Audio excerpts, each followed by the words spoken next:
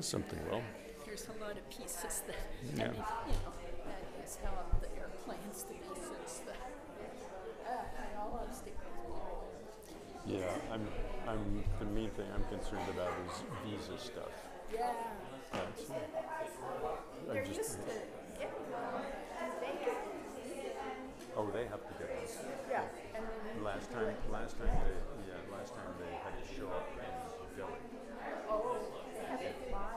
Yeah, they had to go. Yeah, be in person. Yeah. Who knows whether their visas are still valid? A couple of them were refused visas. So others came instead. Yeah, yeah. Well, and on this end, it's getting very tight. We just got a denial of Geshe Kelsey. Oh, really? Yeah. But we were applying for a permanent, and he said, no, you can only do temporary, Oh my. which is sad. Yes. Yeah, let's talk after because we're going to start. Okay, I did. We were together. We were together for the whole thing. Yeah.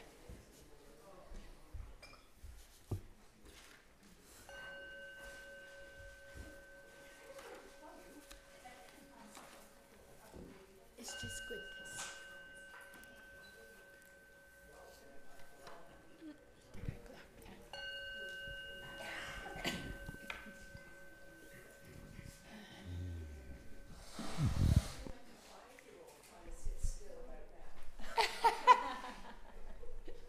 Buzz, buzz, buzz, buzz, buzz, buzz. Buzz, buzz. I see we all got the memo about silence on the break. Yeah. No, no, it's wonderful. As Michael was talking, he mentioned even for people who are, or maybe it was Rosemary who said, even for people who are brand new, this is a great opportunity to become involved. And I'm reminded of when Dora and I first arrived in Portland, and there was 3 months to go before His Holiness the 16th Karmapa came to visit. So, And there were 10 people in the room. yeah, And yeah. you did it. You didn't need to send out an announcement because everybody What's there? who was going to do anything was already there to do it. So Wow.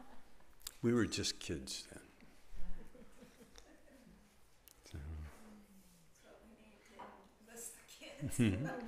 Yeah. Even you people can do this. Even people who don't know anything about it can manage to pull off something like that. We did have the help of Lama Tinley Drupa though, so that made a difference. Well, one of the things that I would add that Michael kind of went around a little bit was there is a particular connection between the 3-year retreat that we're doing and having a retreat land and Boka Rinpoche. And Boka Rinpoche's particular encouragement for us to have retreat land and to offer long retreats is a very key piece.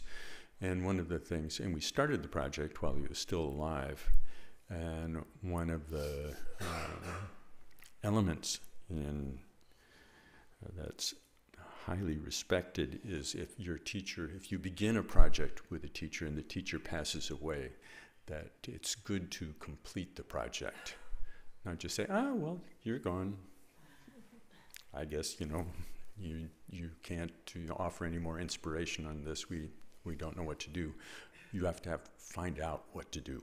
You have to kind of dig into your own resources and make it come to fruition.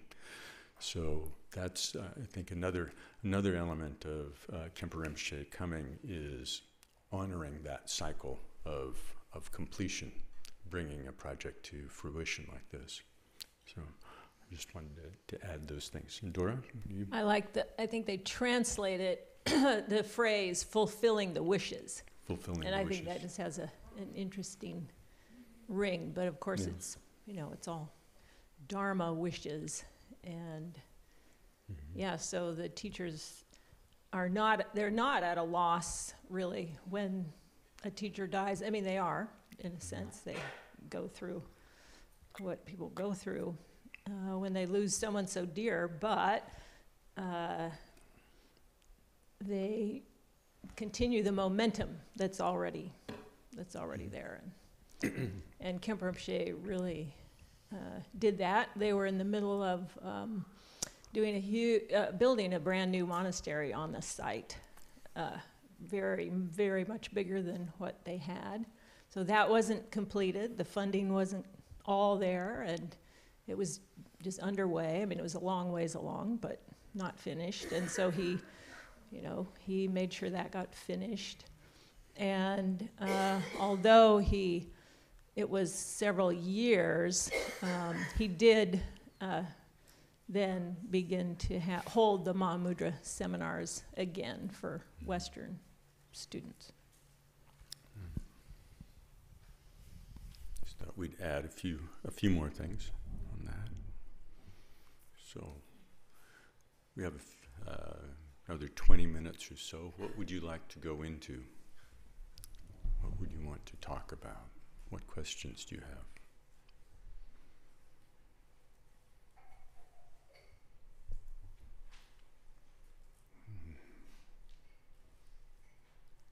Your quietness is in inverse proportion to the brain. Peter. Snuck up behind me. In our dedication, and actually in the first part, we have the word establish. And that's an action verb in my mind, at least. And it's been troubling me a little bit lately that we say that we're going to establish all beings in Mahamudra, and I don't think my capacity to establish anybody in Mahamudra is very good, and so I wonder why we say that whenever we dedicate. Yeah. Well, one thing is that we always lead with our aspiration. That's the center of gravity is not my current state of limitations, which is informed by my history of limitations up until this point. The center of gravity really has to do with our ability to hold some kind of clarity about the aspiration. So that's, we could also say, well, even the first part, may I quickly realize Mahamudra, how fast do I think I'm going to do that? May I slowly realize Mahamudra, and if I ever figure it out, maybe I'll be able to help somebody. That may be sort of more of a statement of fact, but if we want to actually kind of put the focus on where we're headed and have some kind of clarity about that and energize that, then it's better to put the focus on the aspiration as opposed to kind of looking in our own rearview mirror at the trail of wreckage that we've left. So that's one way that I would answer that. But the word establish, I was just quickly going through the establish. I think I would have to look at the wording a little bit more in Tibetan, but I think probably it's not quite that same sort of directive. I'll bring them to. Put them there no matter whether they want it or not. So I'd have to look at that a little bit and think about it. But the main thing is just that focus on the aspiration.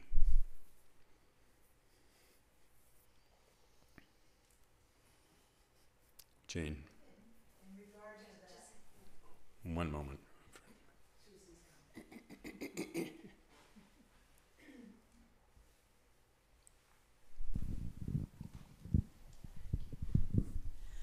I've been doing a lot of reading of various things because taking classes at Maitripa, and I came across the sentence that, in something that I was reading, that even the Buddha himself failed at establishing all sentient beings in his lifetime. So, so it's something he was aspiring to too.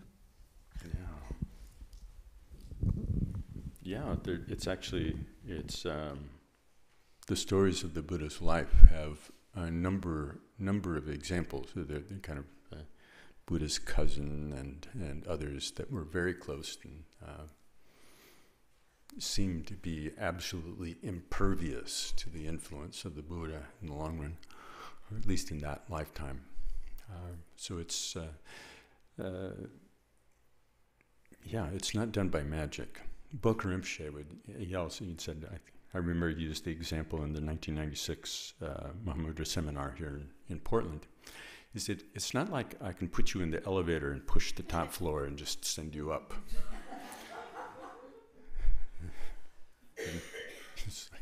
It's not, it doesn't work like that. It doesn't work like that. So. I'll just tag on there. Yeah, the way I think about it is the Buddha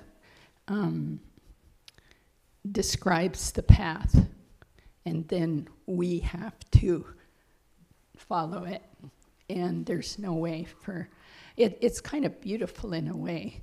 There's no one punishing us for not doing things, and there's no one going to magically scoop us up and stick us into a view of reality that we're not ready for, which might make us almost feel insane in a moment. So it's the Buddha gives the path. It describes it. He saw, and he said, "This is what I see. Period. This is the way to end all suffering. Period. Then here's the path." But we each need to fully engage it to free ourselves and others. So yeah, the word establish is kind of heavy, like heavy. But I just focus on the without exception. Bring all beings without exception. So that gives that vast view again that Bill talked about at the very beginning of this morning, that we're always with all beings. We just forget. So what we do affects every single one of them all the time. Yeah. So aspirations are so crucial.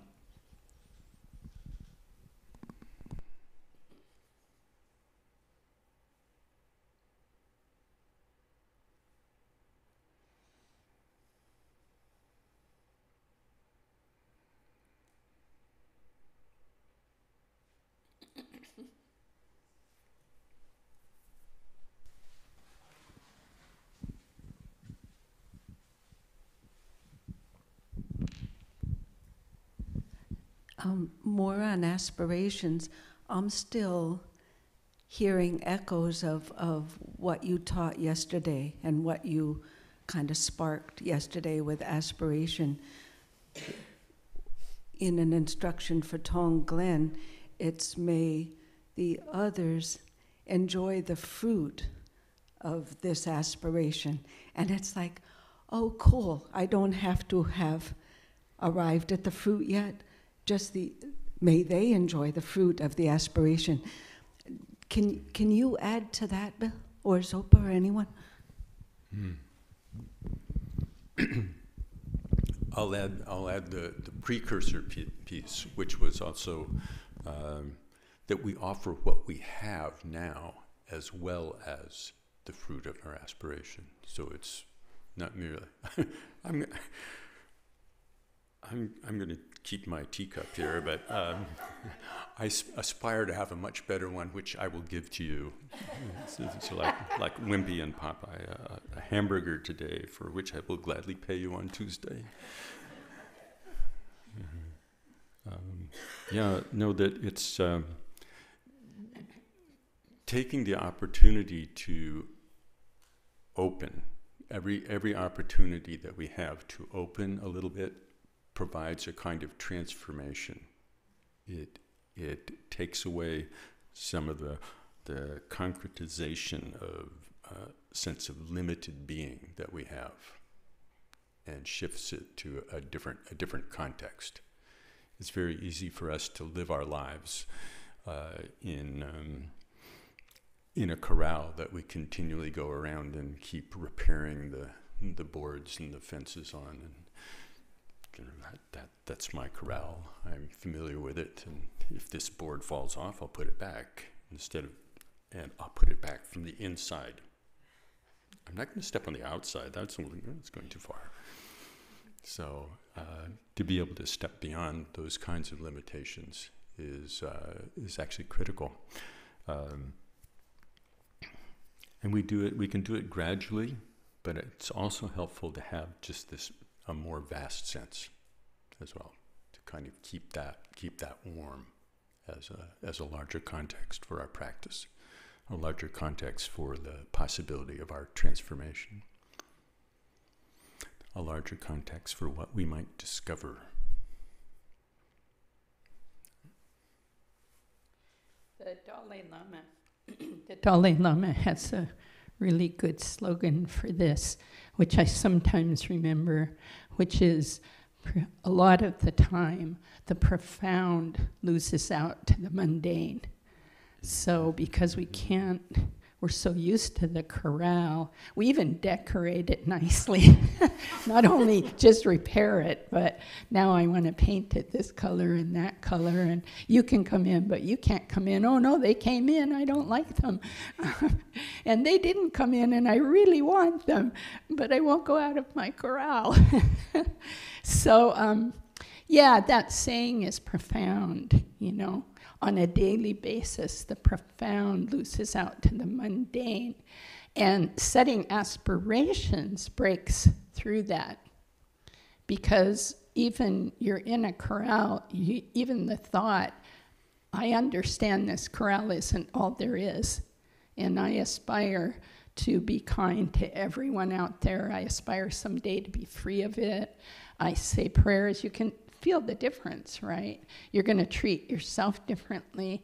You're going to treat anyone in the corral differently, and you're going to begin thinking about getting out of it, So what is that saying about the view as vaster than space, and the ethics as fine as grains of sand? So we want to watch every day how we're behaving with body, speech, and mind, but keep the view constantly. Bill touched on it during Shine this morning. Every once in a while you can think, well, I'm here in this space, but completely interconnected, unlimited beings cannot be counted. And that just relaxes and opens the mind from this tight, like, am I doing it right? And oh my God, So just remembering that we can take the mundane and see it as profound, always. Turn it into that with our aspiration, our thoughts.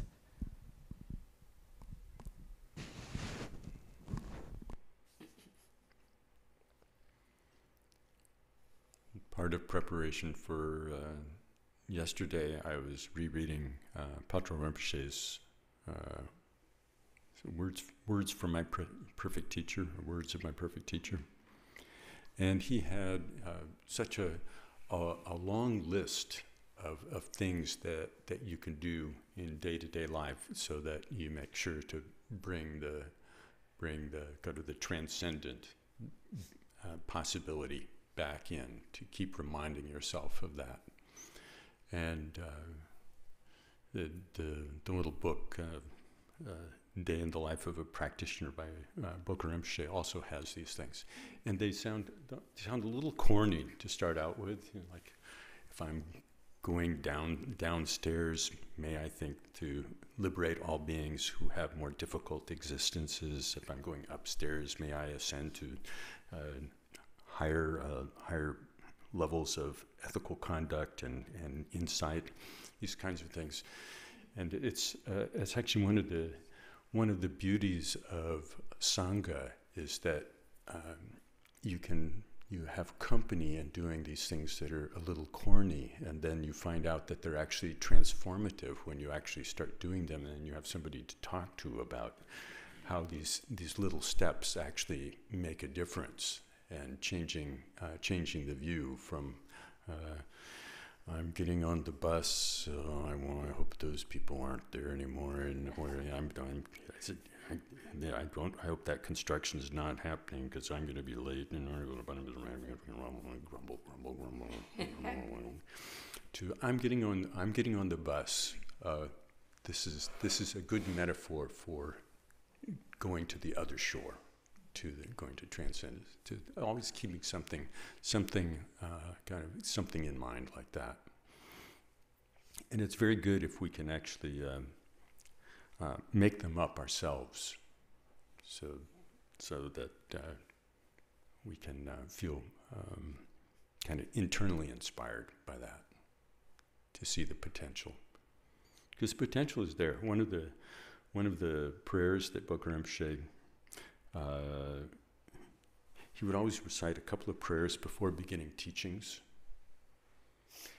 and part of that was a series. I had to figure out what it was because I didn't know the prayer, but I had to pick out the Tibetan and then over a period of days kind of fill in the Tibetan to get to the point where I could show it to the translator and say, "What's this?" And he said, "Oh, that." And it the prayer included through realization, through meditative realization, may I free myself. Through compassionate activity, may the stream of being of all beings be ripened.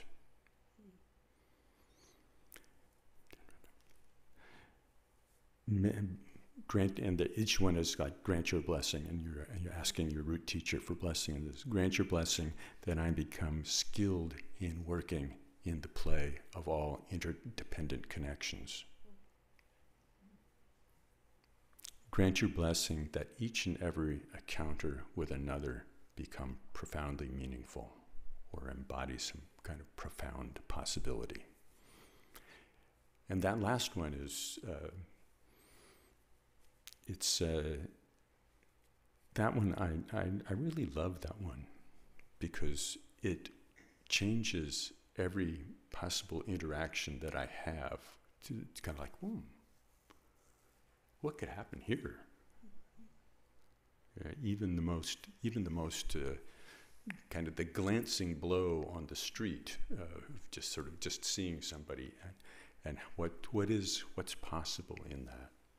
So I think I came to love that prayer very much.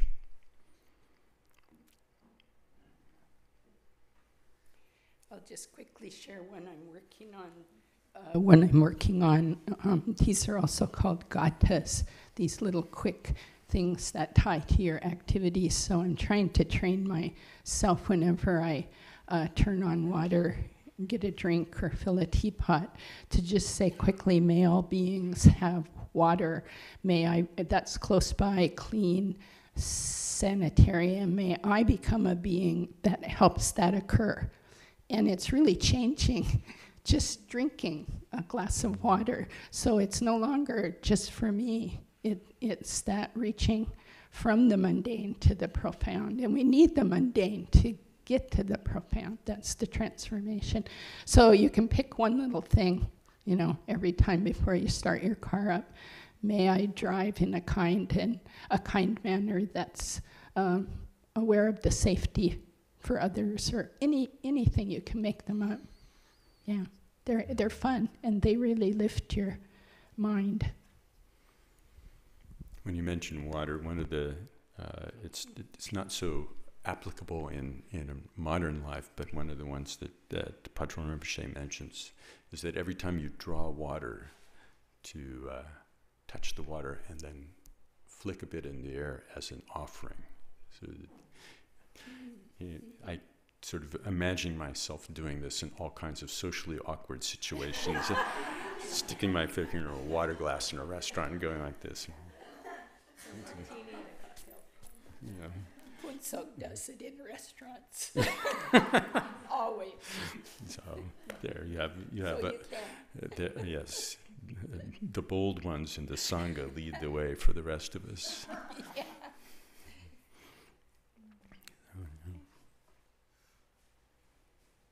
So I don't know. Maybe this we're tangentially warming things up for the care and feeding of your daily practice. I'm taking mental notes. All right, good. Well, I encourage everybody to care and feed their daily practice now, and to take part in all the various teachings that we have offered here, and to assist each other as best we can. So let's dedicate. Remind them of mind training Thursday. Oh, and along those lines, this Thursday is it's either the 2nd or the 4th. You know, those with higher math can tell me which one it is. It's the 2nd or the 4th Thursday, so there's the mind training. Thursday, 7 o'clock, and 7. you're welcome, brand new or not, Yeah. right here. It's lively group. We're on the Wheel of Sharp Weapons, which is a scary text, and therefore very fun.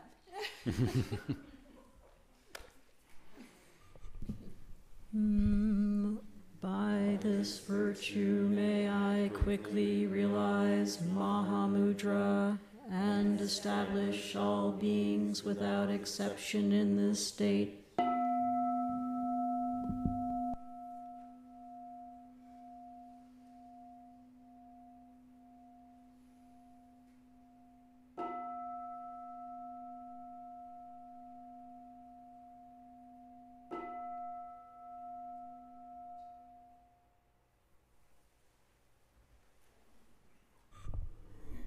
Thank you all, and I didn't have an opportunity to make the invitation that I like to make all the time, is that anybody, particularly people who are new here, but anybody, feel free to come up and introduce yourself and say hello. Bill, and Zopa, and Dora, and so we're happy to make your acquaintance if you care to say hello. Thank you.